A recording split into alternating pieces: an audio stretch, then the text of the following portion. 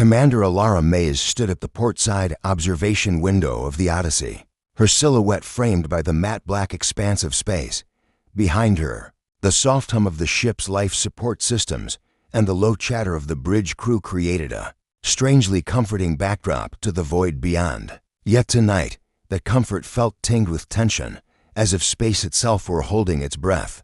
"Commander," Lieutenant Arjun Chen said, stepping lightly to her side.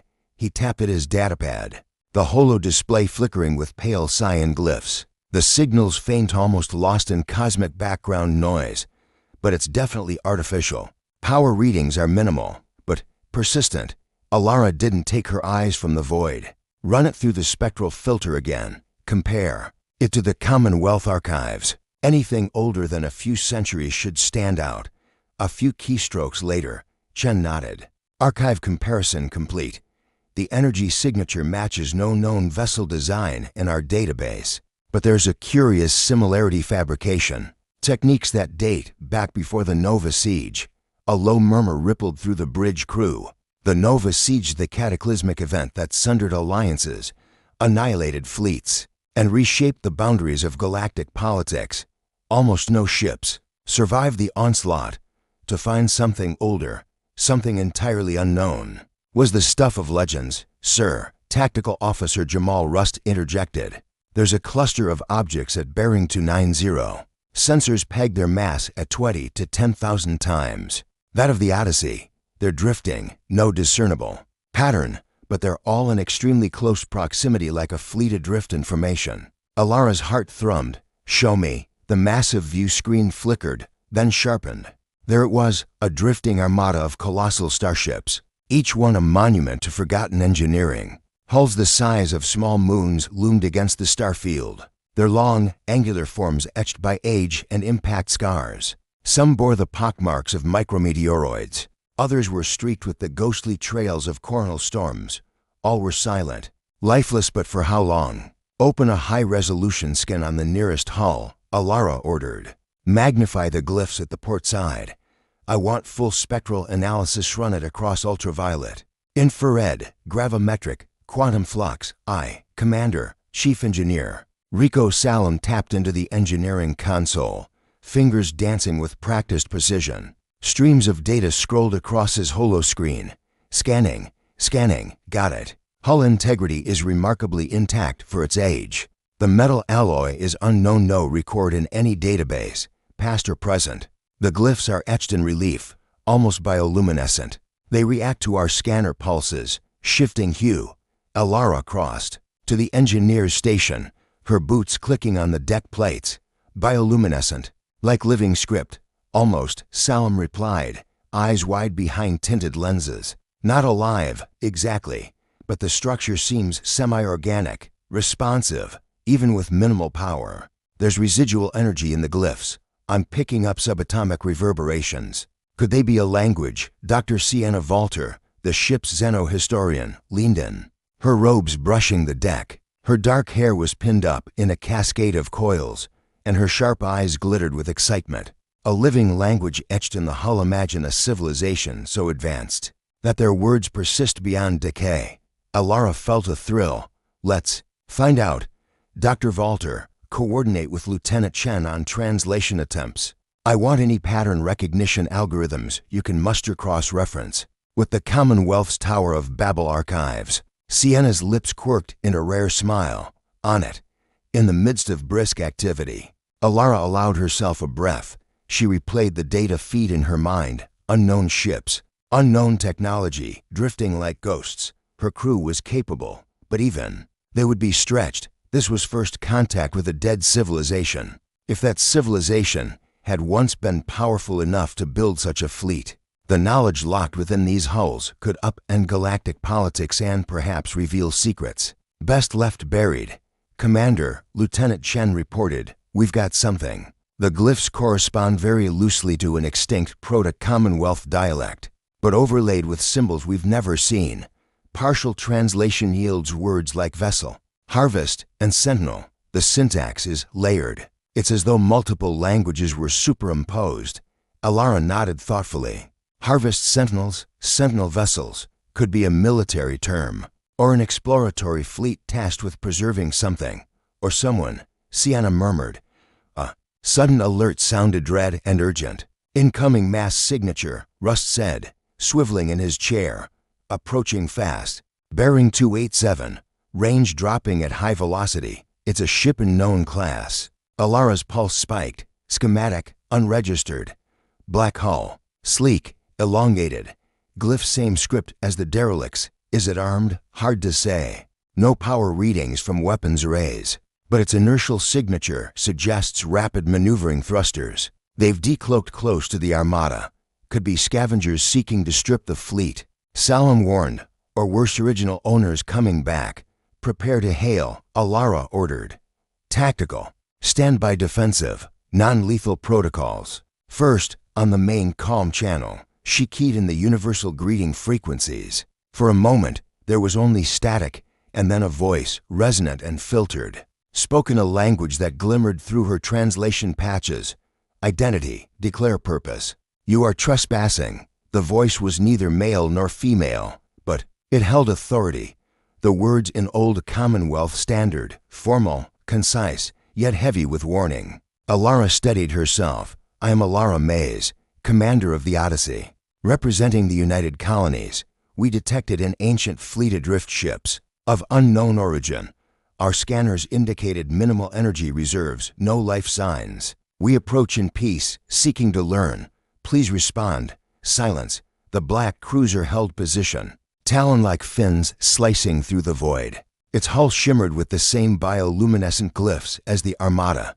Lieutenant Chen's voice broke. The quiet. Commander, the cruiser is scanning us. Life form sensors peak, then drop. They're collecting DNA samples, emotional readings, everything we transmit.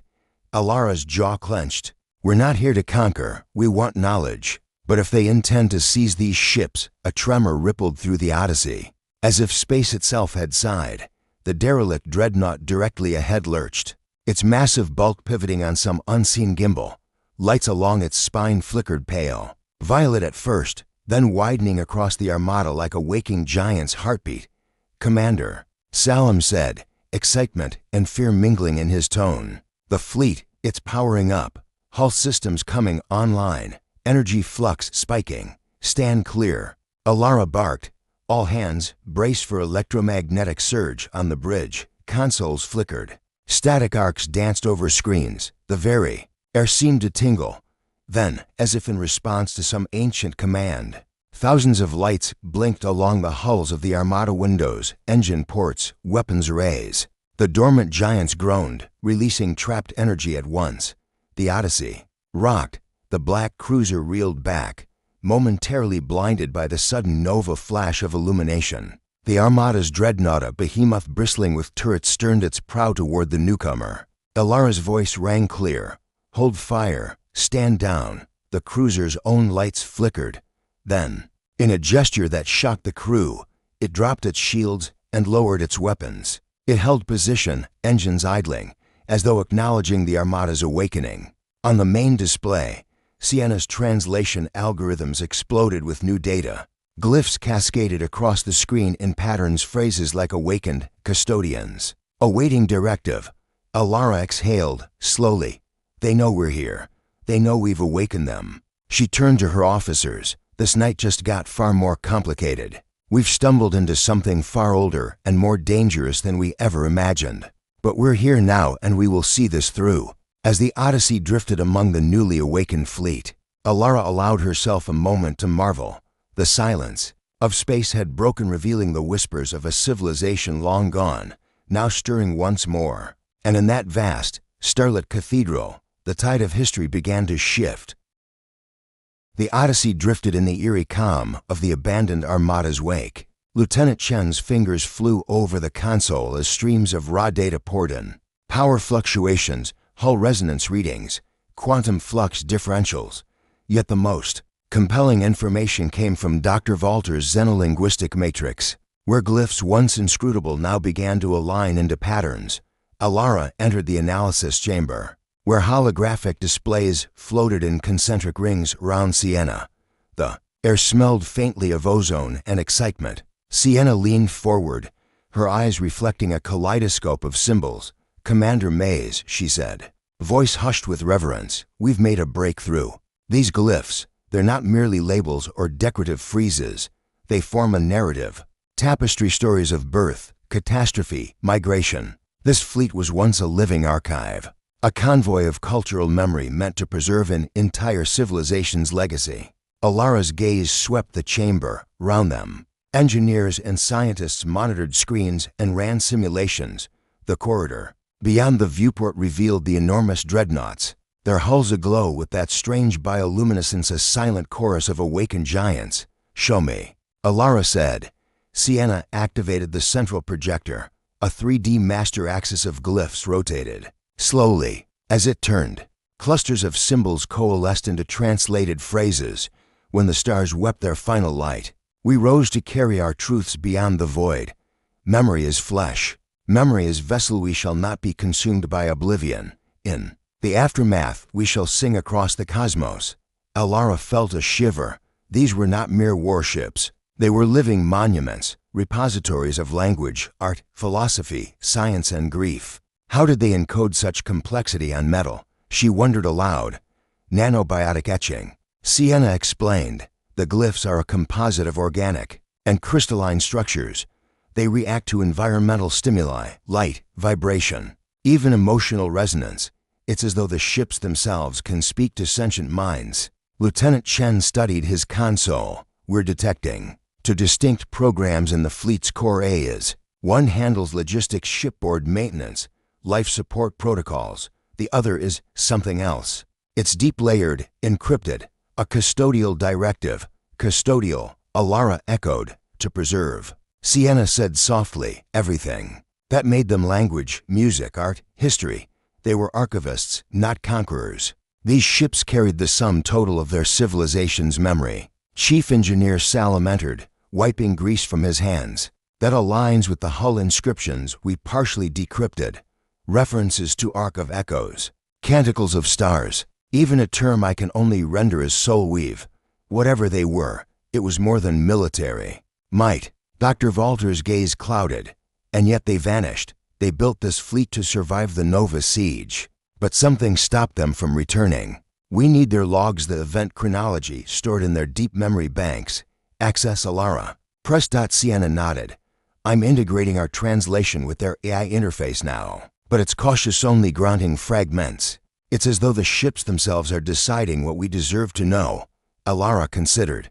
"We must earn their trust. If they're custodians, we're requesting admission into their archive." Behind them, the Armada's pulsing glow intensified. Seafarers on the Odyssey felt vibrations through the decks, as if the derelicts were slowly stirring to life. On the main screen, tactical sensors picked up movement. One dreadnought's massive bay doors sliding open. A brood of smaller vessels, maintenance drones or data couriers, floated out in precise formation, arraying themselves between the Odyssey and the black cruiser at the fleet's edge. Tactical Officer Rust frowned. "They're escorting us deeper, not attacking, more like guiding." "Interpretation?" Alara asked. Sienna exchanged a glance with Chen. "They see us as allies for now. They're leading us into the central nexus, the place where their memory archives are consolidated." Alara straightened. "Then we follow. But stay alert. Nothing about this is ordinary." The corridor aboard the flagship, massive, enough to contain an entire tram system, opened into a vaulted hall. Stalactite-like conduits of crystalline metal drip from the ceiling, funneling luminescent energy into a monolithic structure. At the chamber's center, a sphere 7 meters across, etched with concentric rings of glyphs that rotated slowly, projecting beams of soft violet light. "This is the Heart Forge," Sienna breathed, awe in her tone. "The core of the custodial AI." Lieutenant Chen floated beside her. "It's alive.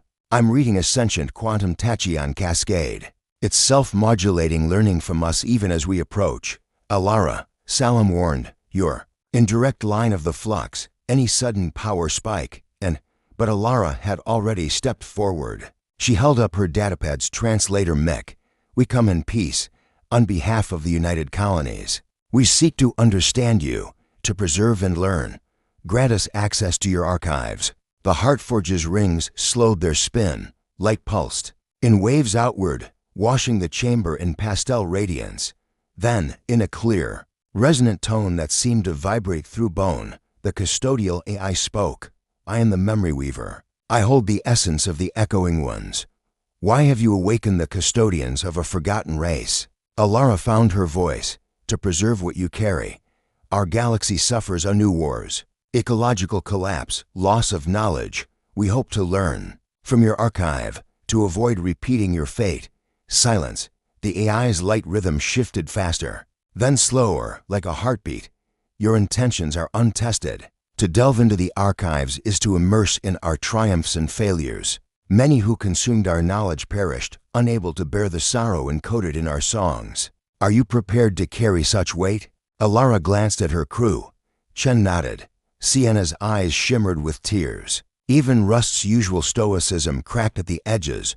We are, Alara said. We stand ready to share our own history and to face the truths you unveil. The sphere's glow bifurcated to concentric glyphs unlocked, revealing a crystalline lattice through which streams of data flowed like liquid light.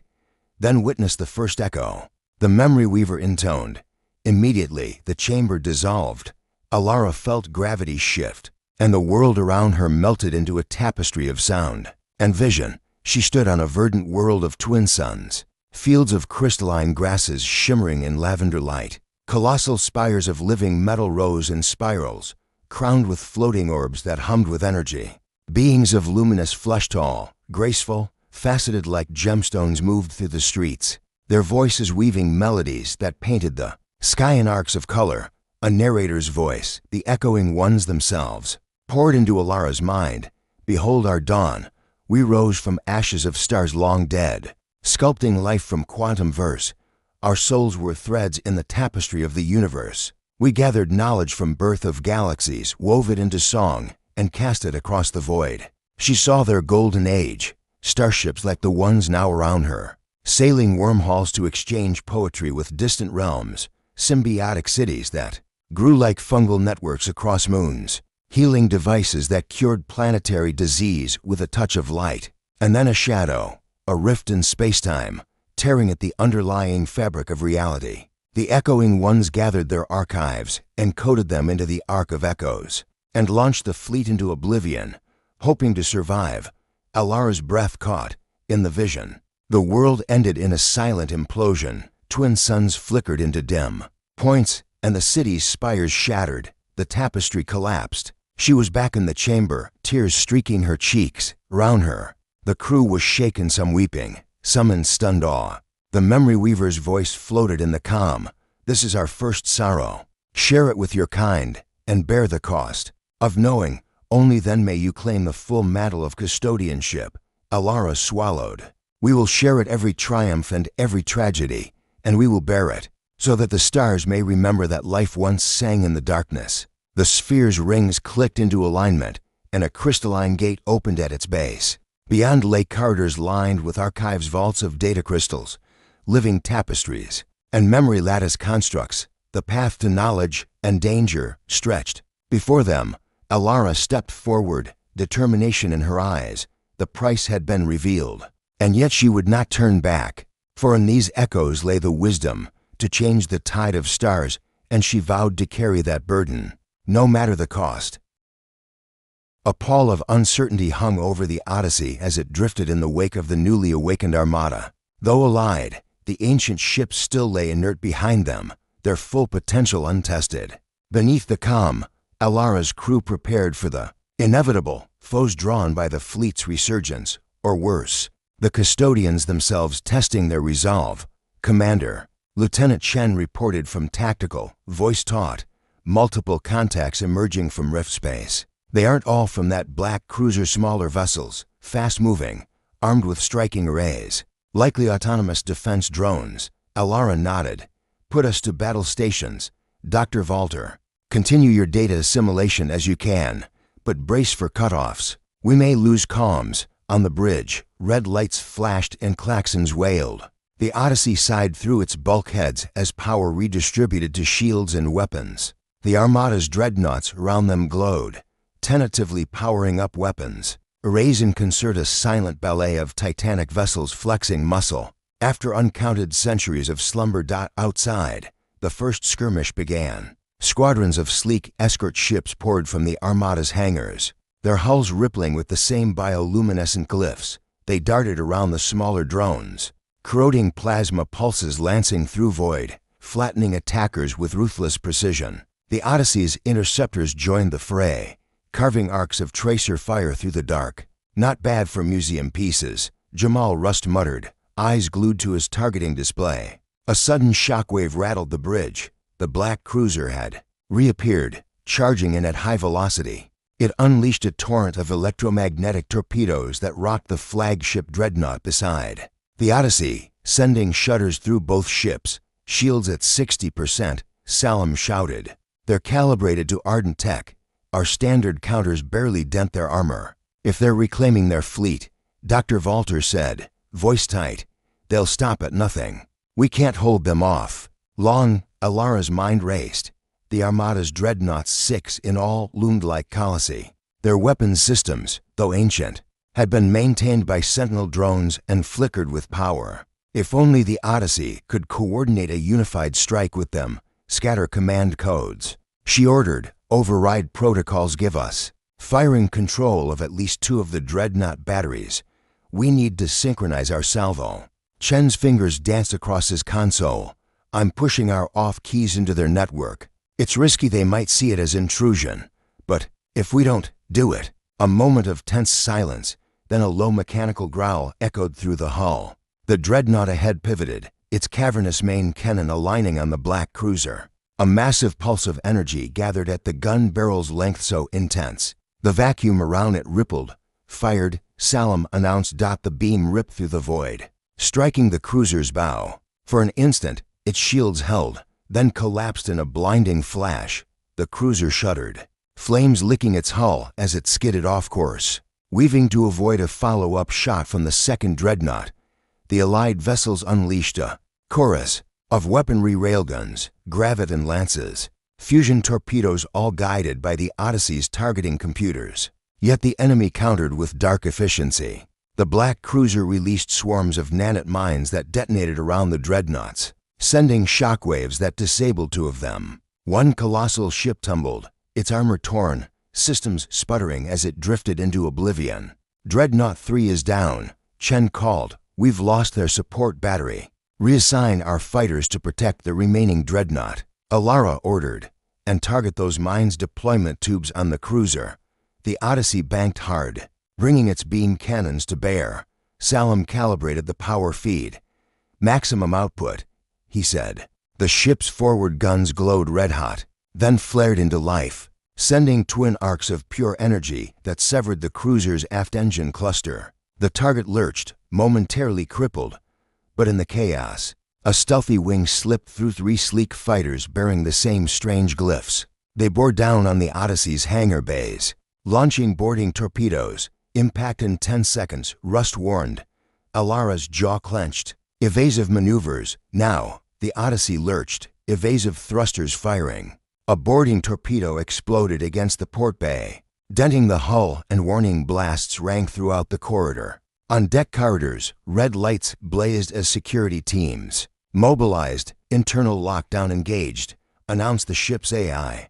"All non-essential access sealed." Below, a pair of boarding drones clattered against a bulkhead, melting through with focused plasma cutters. Security Officer Lieutenant Ferris Frost keyed his calm link. "Commander, we've got hostiles on Corridor 7. They're armed with ardent tech disruptor shield dampeners and phase rifles. It's not your average boarder." Alara tightened her grip on the command rail. "Seal the deck. Deploy dampening fields and stun rounds only. No casualties unless we have no choice."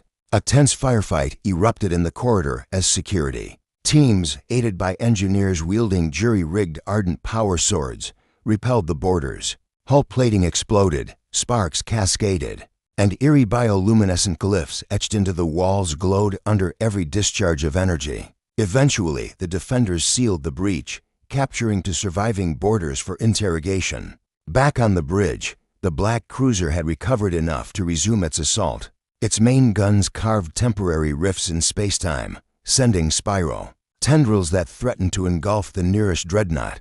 Alara watched, heart pounding, as the ship folded in on itself, but at the last moment, a swarm of memory weaver drones, released from the flagship's underbelly, intercepted the tendrils. They emitted a counter-frequency that collapsed the rifts harmlessly. "They're sacrificing themselves to protect us," Salim said, awe in his voice.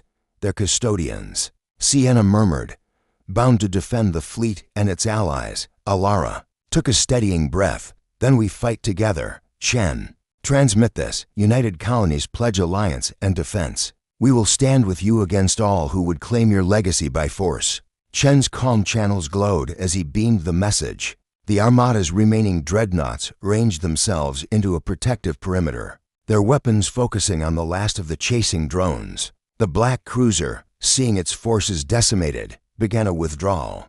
"Pursuit vectors indicate retreat through a nearby rift," Rust reported. "They're limping, but not broken." Alara allowed herself a moment to exhale. "Hold position and track them. If they try to return, we'll be ready." The bridge fell into a tense calm. Engineers worked feverishly to restore the third dreadnought's systems. Medics tended to wounded crew from the boarding action. Dr. Valter initiated a deep dive into the captured boarders' logs, hoping to learn more about their command structure and allegiances. Alara walked to the viewport and gazed at the flickering lights of the Armada's power cores. They glowed softly now, like lanterns in an endless night. She felt the weight of command settle fully upon her. They had survived the trial by fire, proven their willingness to defend the custodians, and in doing so, gained a measure of trust. Sienna approached. "The Memory Weaver has granted us broader access. The archive corridors are opening. You'll be able to download star charts, historical logs, even the schematics for the Rift engines that powered this fleet." Alara nodded. "But at what cost? We've seen what they're capable of, the price their legacy demands. If their knowledge can change the fate of our civilization, it can also unleash powers we cannot control." Sienna placed a hand on her shoulder. "Every great discovery carries risk, but now we have a choice: to turn back or to step forward and claim our place as custodians of the echoing ones. The tide has turned, Commander." The stars themselves beckon. Alara's gaze returned to the ancient ships. Though battered and tested, the fleet still stood a testament to resilience and to the power of memory. She squared her shoulders. "Very well. Prepare the Odyssey and our allied dreadnoughts. We descend into the archives at dawn.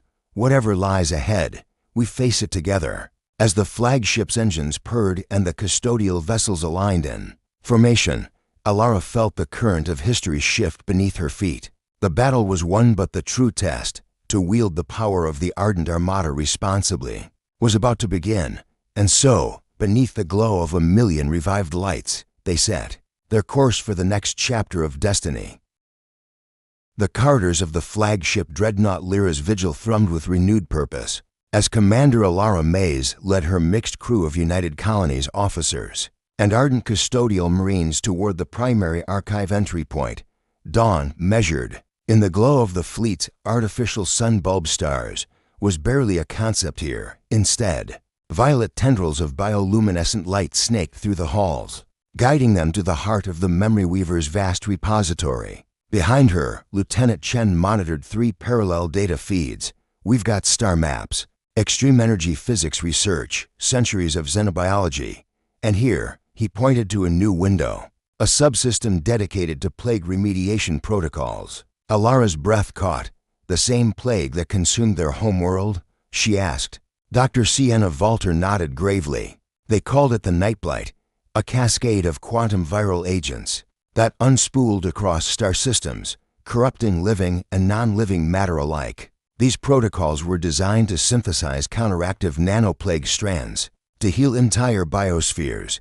Chief Engineer Rico Salin tapped at the console. "We can adapt their nanite swarms for planetary release, but we need a carrier stable rift that leads directly into the heart of the plague region." Alara's gaze drifted to the viewport, where the Armada's dreadnoughts formed an imposing semicircle. Beyond them lay the edge of night, a sprawling, starless expanse dotted with dying worlds and bleeding nebulae. "Very well. Assemble the rift team. We depart within the hour." The descent at the prow of the Odyssey. Alara, Sienna, Chen, and Salem stood ready. The rift generator on Lyra's vigil coalesced spacetime into a pearlescent gateway, its event horizon rippling like liquid glass. Below them, the edge of night awaited, a tapestry of violet storm clouds. Wounded stars stretched thin, and worlds shattered by the irrepressible spread of the nightblight.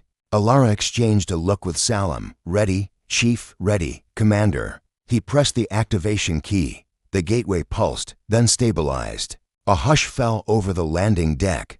One by one, the rift-capable dreadnoughts channeled their zero-point drives through Lyra's Vigil's nav comlink, synchronizing frames. With a collective roar, the Armada tore itself from slumber and plunged through the conduit, followed by the Odyssey. Light folded around them, gravity reversed. Stars streaked past in fractured shards of brilliance, and then in an instant they emerged.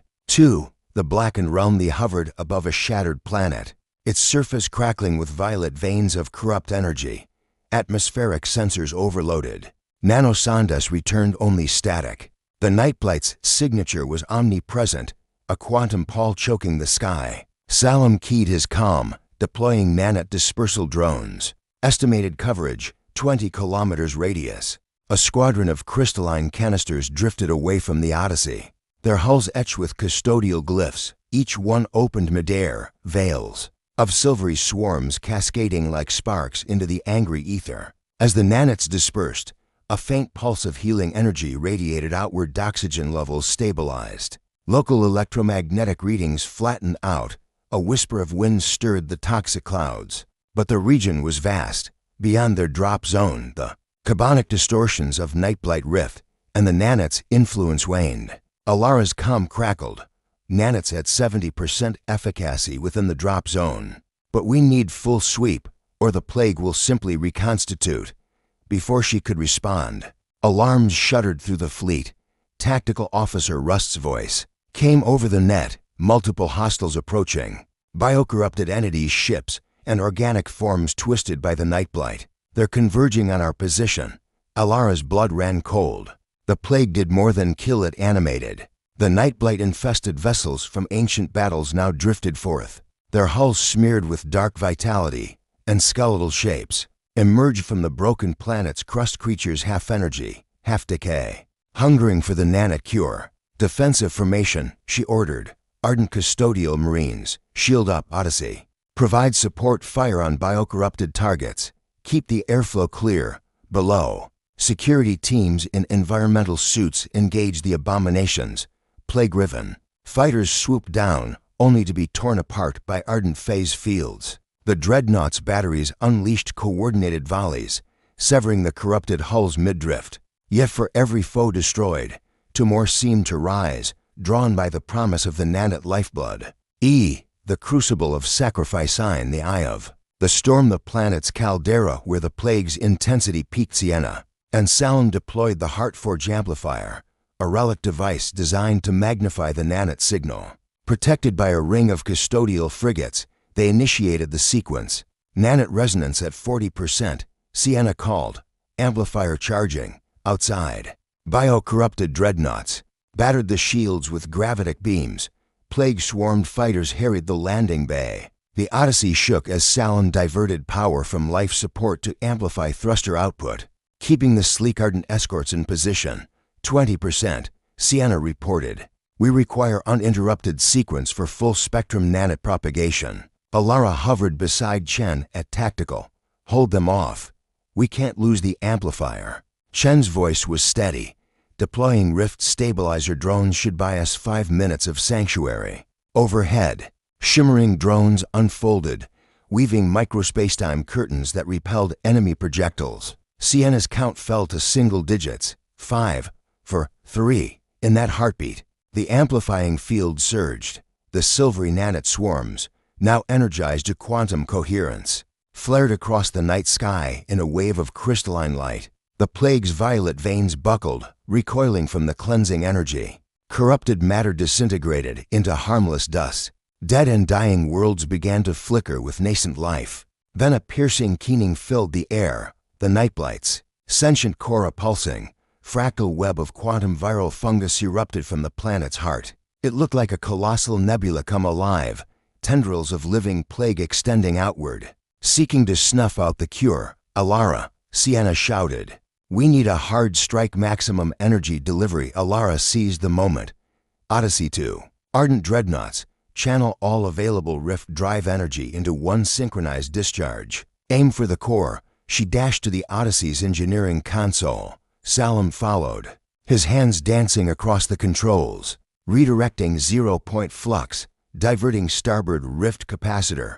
Now, a thunderous pulse erupted, not a beam, but a ripple in spacetime. It struck the planetary core, fracturing the quantum fungal web like shattering crystal. The Nightblight's agonized roar echoed as its sentience unraveled, then collapsed into a silent void. Across the edge of night, sensors registered the collapse of plague signatures. One by one, corrupted vessels powered down, infested worlds ceased convulsing. 4. The dawn of a new adjustance fell, vast and profound. The Armada's dreadnoughts held formation, their bioluminescent glyphs dimming in exhaustion. The Odyssey floated beside them, its hull streaked with scars and ash. Alara allowed herself a rare smile. Status, Chenix hailed. Nanite efficacy restored at 100% across a 10,000-kilometer radius. The Nightblight is eradicated. Dr. Volter's eyes glowed with tears of relief. We've done it, we've healed the edge of night. From the flagship's intercom, Lyra's resonant voice echoed. Custodians recognize your deed. You have proven your worth.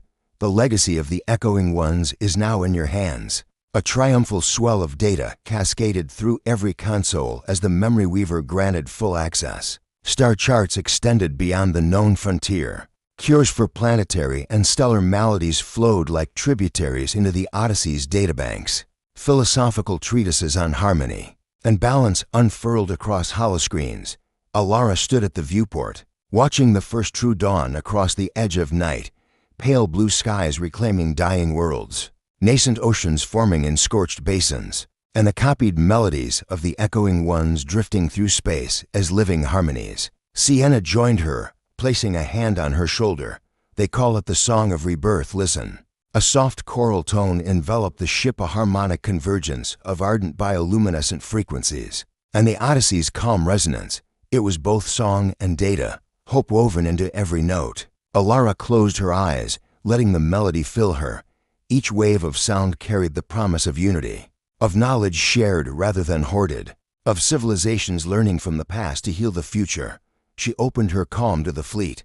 All hands, prepare to jump home. We have a new dawn to report and a galaxy to guide toward a better horizon. As the Armada's dreadnoughts and the Odyssey assembled at the anchor point, Lieutenant Chen initiated the flight sequence. The rift generator thrummed to life, and together they slipped back through spacetime, leaving behind a rejuvenated realm and carrying with them the seeds of a new galactic era. Above the calm stars, the awakened fleet pulsed once more, custodians of memory, guardians of wisdom, and heralds of hope. And Commander Alara Mays, at the helm of it all, knew that this was only the beginning. The tide had truly turned, and the stars would never be the same again.